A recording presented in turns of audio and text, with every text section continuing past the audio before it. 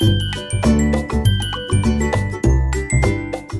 बच्चों, आप सभी का हमारे YouTube चैनल आइडियल देव क्लासेस में स्वागत है। बच्चों, आज हम आपके लिए 8th ग्रेड वर्कबुक प्रश्नोत्तर पुस्तिका लेके आए हैं जो कक्षा 7वीं के लिए। और कौन सी 8th ग्रेड बुक है? आपकी भाषावाद की। और इस बुक को वर्ष 2024-25 के लिए बनाया गया है। ये आपकी वर्ष 2024-25 के लिए एक नई पुस्तक है और इस 8th ग्रेड अभ्यास पुस्तिका को मध्य प्रदेश राज्य शिक्षा केंद्र भोपाल द्वारा बनाया गया है। तो चलिए देखते हैं 8th ग्रेड अभ्यास पुस्तिका भाषा भारती कक्षा 7वीं। भाषा भारती को और क्या कहते हैं? हिंदी। तो जो कक्षा 7वीं की हिंदी है उसका अध्याय 1 बताएंगे। और किस सत्र के लिए? सत्र 2024-25। तो चलिए, इसका पार्ट 1 क्या है? मेरी भावना। पार्ट 1 मेरी भावना। अब क्या करना है बच्चों आपको? डायरेक्ट 8th ग्रेड पे कार्य नहीं करना है आपको। सबसे पहले आपको पार्ट मेरी भावना को पढ़ना है। जो पार्ट है आपका मेरी भावना, उस पार्ट को पढ़ने के बाद जो आपकी 8th ग्रेड अभ्यास पुस्तिका में प्रश्न दिए उन प्रश्नों के उत्तर देना है। तो देखिए, पार्ट 1 मेरी भावना में क्या है? बच्चों को प्रार्थना का महत्व बताते हुए बच्चों को उन्हें याद प्रार्थनाओं को सुनाने के लिए कहें। तो देखिए, आपको ये एक प्रार्थना है। इस प्रार्थना को किसने लिखा है? मेरी भावना प्रार्थना को, इस प्रार्थना को लिखा है युगल किशोर युगवीर ने लिखा है। और जो जुगल किशोर युगवीर का जन्म कहाँ हुआ था? सरसावा ग्राम, जिला शाहपुर में हुआ था। तो अब कविता क्या है आपकी मेरी भावना? ये आपको अच्छे से पढ़ते आना चाहिए, लय के साथ, हाव भाव के साथ पढ़ते बनना चाहिए। जैसे कविता क्या है? अहंकार का भाव न रखूँ, नहीं किसी पर क्रोध करूँ, देख दूसरों की बढ़ती को कभी ना ईर्षा भाव धरूँ, रहे भावना ऐसी मेरी सरल सत्य व्यवहार करूँ, बने जहाँ तक इस जीवन में औरों का उपकार करूँ, मैत्री भाव जगत में मेरा सब जीवों में नित रहे, दिन दुखी जीवों पर मेरे उर से करुणा स्रोत बहे, दुर्जन क्रूर कुर्मातों पर झोंक नहीं मुझको आए, साम्य भाव रखूँ मैं उन पर, ऐसी परिणति हो जाए। तो ये आपकी क्या है? मेरी भावना कविता को आप ध्यान से पढ़ेंगे, इस कविता के अर्थ को निकालेंगे और शिक्षक से समझेंगे अपने से। उसके बाद आपको जो 8th ग्रेड अभ्यास पुस्तिका में प्रश्न दिए उनके उत्तर देना है। तो देखिए, पहला प्रश्न क्या है? बहुविकल्पी प्रश्न है ये। प्रश्न 1 क्या कह रहा है? प्रार्थना कविता के आधार पर हृदय में कौन सा भाव होना चाहिए? ए नंबर प्रेम, बी नंबर द्रोह, सी नंबर कृतज्ञता और डी नंबर क्रोध। तो इसका सही आंसर आ जाएगा ए नंबर प्रेम। तो आपका सही विकल्प में क्या आ गया? ए नंबर प्रेम। नेक्स्ट क्वेश्चन है आपका क्वेश्चन नंबर 2। कविता में सौंदर्य उत्पन्न करते हैं। देखो, जो कविता है आपकी मेरी भावना कविता, इस कविता में सौंदर्य कौन उत्पन्न करते हैं? ए नंबर समास, बी नंबर कारक, सी नंबर अलंकार, डी नंबर संधि। तो इसका सही आंसर आ जाएगा सी नंबर अलंकार। काव्य की शोभा बढ़ाने वाले तत्वों को क्या कहा जाता है? अलंकार कहा जाता है। तो कविता की जो शोभा बढ़ा रहे हैं वो क्या कहलाते हैं? अलंकार कहलाते हैं। तो इसका सी नंबर का ऑप्शन सही होगा। नेक्स्ट प्रश्न है, दूसरों की उन्नति को देखकर किसका भाव नहीं आना चाहिए? देखिए बच्चों, इसमें क्या कह रहा है? यदि किसी दूसरे की उन्नति को देखकर हमारे अंदर कौन से भाव नहीं आना चाहिए? ए नंबर सेवा, बी नंबर दया, सी नंबर प्रेम और डी नंबर ईर्षा। तो दूसरों की उन्नति को देखकर ईर्षा का भाव नहीं आना चाहिए। तो इसका डी नंबर का ऑप्शन सही होगा। नेक्स्ट प्रश्न है प्रश्न नंबर 4। बुरे रास्ते पर चलने वालों के प्रति कवि के मन में आने वाला भाव है। देखिए, जो बुरे रास्ते में चलते हैं उनके प्रति कवि कौन से कवि की बात कर रहा है यहाँ पे? जो इस कविता, कौन सी कविता? मेरी भावना कविता को जिस कवि ने लिखा है उसके मन में आने वाले भाव क्या हैं? करुणा, प्रतिशोध, द्वेष भाव, सौम्य भाव। तो इसका डी नंबर का ऑप्शन सही हो जाएगा, सौम्य भाव। नेक्स्ट प्रश्न है, जाना क्रिया का भूतकाल है। जाना क्रिया का भूतकाल है। ए नंबर जा रहा है, बी नंबर गया, सी नंबर जाना है और डी नंबर जाएगा। तो यहाँ पे जो ये बी नंबर है गया, ये जाना क्रिया का भूतकाल है। तो इसका बी नंबर का आंसर सही होगा। इसके बाद नेक्स्ट प्रश्न है आपका प्रश्न नंबर 6। और 6 से 10 तक कैसे प्रश्न है? ये रिक्त स्थान वाले प्रश्न है। इसमें क्या दिया है? नीचे दिए गए शब्दों में से उचित शब्द चुनकर रिक्त स्थानों की पूर्ति कीजिए। जो उचित शब्द दिए हुए हैं इन शब्दों को चुनकर ये जो आपके रिक्त स्थान है इनकी क्या करना है? आपको पूर्ति करना है। जैसे प्रश्न नंबर 6 क्या है? किसी के दोषों को देखने के स्थान पर हमें खाली स्थान का भाव रखना चाहिए। तो इसका आंसर आ जाएगा साम्य भाव रखना चाहिए। तो यहाँ पे साम्य लिख देंगे। फिर अगला है, खाली स्थान से हमारे पैर कभी नहीं डिगना चाहिए। तो इसका सही आंसर आ जाएगा कुमार्ग से हमारे पैर कभी नहीं डिगना चाहिए। तो यहाँ पे आपका कुमार्ग दिया है, देखिए ये वाला आंसर आ जाएगा। पहले में आपका ये आंसर आ गया। फिर नेक्स्ट है प्रश्न नंबर 8। दीन दुखी जीव को देखकर आपके मन में आने वाला भाव खालिस्तान है। तो यहाँ से आप छाटेंगे तो इसका सही आंसर आ जाएगा करुणा। तो यहाँ क्या लिख देंगे आप? करुणा। नेक्स्ट है, सरल सत्य व्यवहार करूँ पंक्ति में खालिस्तान अलंकार है। देखो, इसमें स वर्ण की बार बार पुनरावृत्ति हुई है, इसलिए कौन सा अलंकार आ जाएगा? अनुप्रास अलंकार। और अनुप्रास अलंकार क्या है?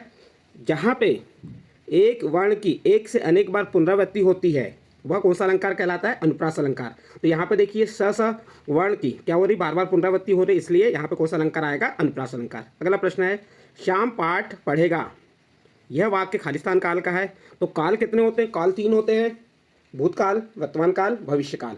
तो ये यहाँ पे श्याम पाठ पढ़ेगा, पढ़ेगा पढ़ नहीं रहा है या पढ़ा था नहीं, यहाँ पढ़ेगा यानी आने वाले समय की बात कर रहा है, इसलिए क्या आ जाएगा यहाँ पे? भविष्य काल। तो ये आपका प्रश्न नंबर 10 कंप्लीट हुआ। 10 के साथ जो आपके सही रिक्त स्थान भरना था वह आपको भर के बता दिए। अब नेक्स्ट प्रश्न है आपका प्रश्न नंबर 11। ये अति लघुत्तरीय प्रश्न है। इसका प्रश्न नंबर 11 क्या है? काल किसे कहते हैं? आप उत्तर बता देंगे। किसी भी क्रिया के होने या करने के समय को काल कहते हैं। देखिए किसी भी क्रिया को करना, जैसे खाना पीना सोना आदि जो भी क्रियाएं होती हैं, किसी भी क्रिया के होने या करने के समय को क्या कहते हैं? काल कहते हैं। काल 3 प्रकार के होते हैं, भूतकाल, वर्तमान काल और भविष्य काल। यदि जो बीत चुका समय वह भूतकाल है, जो चल रहा है वह वर्तमान काल है, और जो आने वाला है वह क्या है? भविष्य काल। इस प्रकार आप प्रश्न नंबर 11 का उत्तर देंगे। नेक्स्ट प्रश्न है प्रश्न नंबर 12। फेरे प्रेम पर परस्पर जग में मोह, मोह दूर जग में मोह दूर पर हरा करे, अपीर कटुक कठोर शब्द नहीं कोई मुख से कहा करे।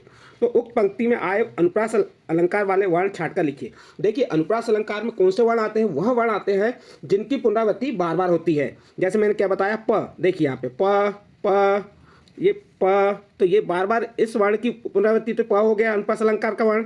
उसके बाद क, ये देखो क तो यहाँ पे क की बार बार पुनरावृत्ति हुई, तो यहाँ अनुप्रास अलंकार का वर्ण क्या हो गया? क और र। तो इस प्रकार आप प्रश्न नंबर 12 का उत्तर लिख सकते हैं। नेक्स्ट प्रश्न है आपका प्रश्न नंबर 13। मेरी भावना कविता में लक्ष्मी आए या जाए से कवि का क्या आशय है? तो आप इसका उत्तर बताएंगे। मेरी भावना कविता में लक्ष्मी आए या जाए से कवि का आशय धन आने और जाने से है। यह आपका प्रश्न नंबर 13 का उत्तर हुआ। इसके बाद नेक्स्ट प्रश्न है आपका प्रश्न नंबर 14। क्या कह रहा है? मेरी भावना कविता में कवि किससे दूर होना चाहता है? देखिए जो मेरी भावना कविता है इसमें कवि किससे दूर होना चाहता है? तो आप उत्तर बता सकते हैं। मेरी भावना कविता में कवि अहंकार, क्रोध, ईर्षा, धन दौलत, मोह, लोभ आदि से दूर होना चाहता है। प्रश्न नंबर 14 का उत्तर कंप्लीट हुआ। इसका नेक्स्ट प्रश्न है आपका प्रश्न नंबर 15। और प्रश्न नंबर 15 से कैसे प्रश्न स्टार्ट हो जाते हैं? लघुत्तरीय प्रश्न। तो चलिए देखते हैं प्रश्न नंबर 15। हमें किसी से अप्रिय और कठोर शब्द क्यों नहीं कहना चाहिए? देखिए बच्चों यहाँ पे आप अपने आधार पर भी इस प्रश्न का उत्तर बना सकते हैं कि हमें किसी से अप्रिय व कठोर शब्द क्यों नहीं कहना चाहिए। मैंने अपने आधार पर बनाया। देखिए अप्रिय व कठोर शब्द सुनने में अच्छे नहीं लगते, इन शब्दों से समाज, घर, परिवार में सुख शांति नहीं रहती है, इसलिए अप्रिय व कठोर शब्द नहीं कहना चाहिए। आपका प्रश्न नंबर 15 कंप्लीट हुआ। नेक्स्ट प्रश्न है प्रश्न नंबर 16। मैत्री भाव जगत में मेरा, सब जीवों में नित्य रहे, उक्त पंक्ति का भावार्थ अपने शब्दों में लिखिए। तो देखिए उत्तर, उक्त पंक्ति का भावार्थ है कि संसार के सभी जीव जंतुओं एवं पादपों में मेरा व्यवहार प्रतिदिन कैसा रहे? मित्रवत रहे। मैत्री भाव कह रहा है ना, तो मित्रवत, जगत यानी संसार में मेरा, सब जीव जंतु हो गए, पादप हो गए, से नित्य रहे, यानी कि व्यवहार प्रतिदिन मित्रवत रहे। तो इसका उत्तर इस प्रकार से लिख सकते हैं। उक्त पंक्ति का भावार्थ है कि संसार के सभी जीव जंतुओं एवं पादपों में मेरा व्यवहार प्रतिदिन मित्रवत हो। आपका प्रश्न नंबर 16 का उत्तर कंप्लीट। नेक्स्ट अगला प्रश्न आता है प्रश्न नंबर 17। मेरी भावना कविता में आए किन किन सद्गुणों को आप अपनाना चाहेंगे? उत्तर देखिए, मेरी भावना कविता में आए सद्गुण हैं दया, प्रेम, करुणा, न्याय, परोपकार एवं धैर्य जैसे सद्गुणों को अपनाना चाहेंगे। जी आपका प्रश्न नंबर 17 का उत्तर कंप्लीट हुआ। इसके बाद नेक्स्ट प्रश्न है आपका प्रश्न नंबर 18। किसी व्यक्ति के किस किस व्यवहार को देखकर आप अनुमान लगा सकते हैं कि वह उच्च भाव वाला व्यक्ति है? तो आप बता सकते हैं। देखिए किसी व्यक्ति के सरल, मित्रवत और भलाई वाले व्यवहार को देखकर हम अनुमान लगा सकते हैं कि वह उच्च भाव वाला व्यक्ति है। आपका प्रश्न नंबर 18 का उत्तर कंप्लीट। नेक्स्ट प्रश्न है आपका प्रश्न नंबर 19। न्याय मार्ग पर डटे रहने के लिए हमें किन किन बातों से दूर रहना चाहिए? उत्तर देखिए, न्याय मार्ग पर डटे रहने के लिए हमें क्रोध, ईर्ष्या, बैरभाव, लालच, अहंकार, कटुवचन, मोह, घमंड, गुस्सा, दुर्जन, क्रूर आदि बातों से दूर रहना चाहिए। इस प्रकार से आपका प्रश्न नंबर 19 का उत्तर कंप्लीट हुआ। इसके बाद नेक्स्ट प्रश्न है आपका प्रश्न नंबर 20। प्रश्न नंबर 20 क्या कह रहा है? सत्य और परोपकार की भावना से संबंधित शाला पुस्तकालय में या अन्यत्र पढ़ी हुई कोई एक कहानी अपने शब्दों में लिखिए। देखिए बच्चों इस प्रश्न में क्या कह रहा है आपको? सत्य और परोपकार की भावना से संबंधित शाला में कोई पुस्तक होगी आपकी पुस्तकालय में, या अन्यत्र आपने ऐसी कोई कहानी पढ़ी हो, तो उसे अपने शब्दों में यहाँ लिखना है। आप अपने आधार पर इस कहानी को लिख सकते हैं, लेकिन मैंने यहाँ पे परोपकार से संबंधित एक कहानी बताया हूँ। वह कहानी आप ध्यान से सुनिए, बहुत अच्छी कहानी, मज़ेदार कहानी है। चलिए देखते हैं कहानी क्या है। एक शिक्षक के पेट में ट्यूमर हो गया। देखिए यहाँ पे क्या हुआ, इस कहानी की शुरुआत किससे हुई? शिक्षक से हुई। और वह शिक्षक जो था उसके पेट में क्या था? ट्यूमर हो गया। ट्यूमर एक गांठ होती है, एक दर्द टाइप का होता है। तो किसके? शिक्षक के पेट में हो गया। उन्हें अस्पताल में भर्ती कर दिया गया। उन्हें अस्पताल में क्या कर दिया गया? भर्ती कर दिया गया।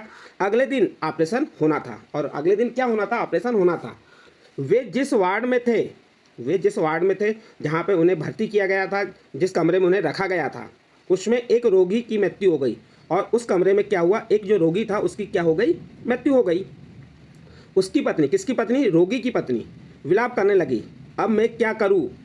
इनको कैसे गाँव ले जाऊं?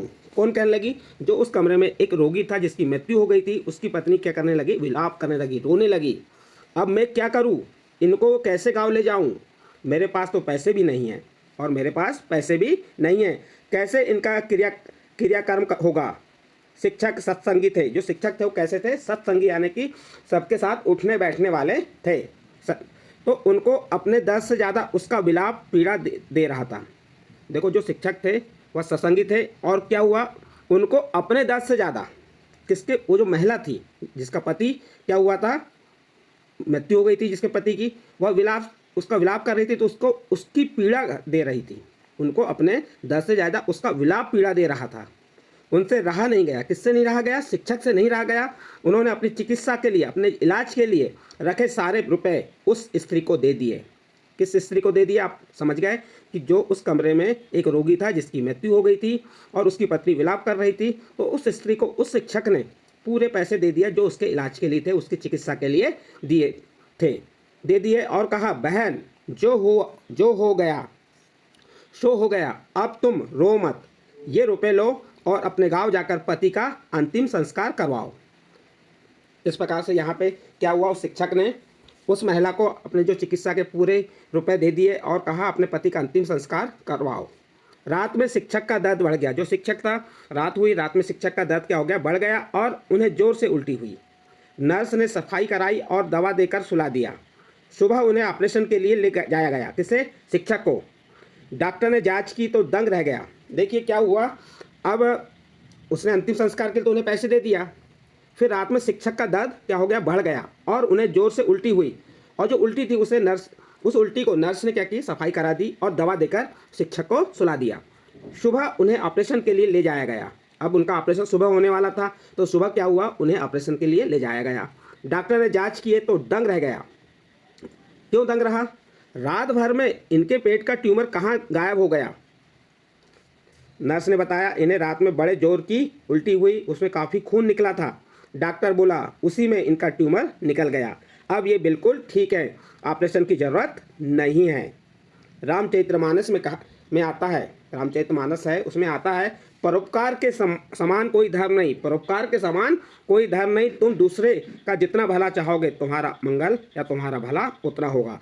तो इस प्रकार बच्चों, हमने ये आपको परोपकार से संबंधित एक कहानी थी वह बताए, और ये कहानी या अच्छी लगी हो, या जो हमने पाठ के प्रश्न के उत्तर सही विकल्प खालिस्तान बताए ये अच्छे लगे हो, तो आप हमारे चैनल आइडियल देव क्लासेस को सब्सक्राइब कीजिए, लाइक कीजिए, और इस वीडियो को अन्य ग्रुप में शेयर जरूर कीजिए।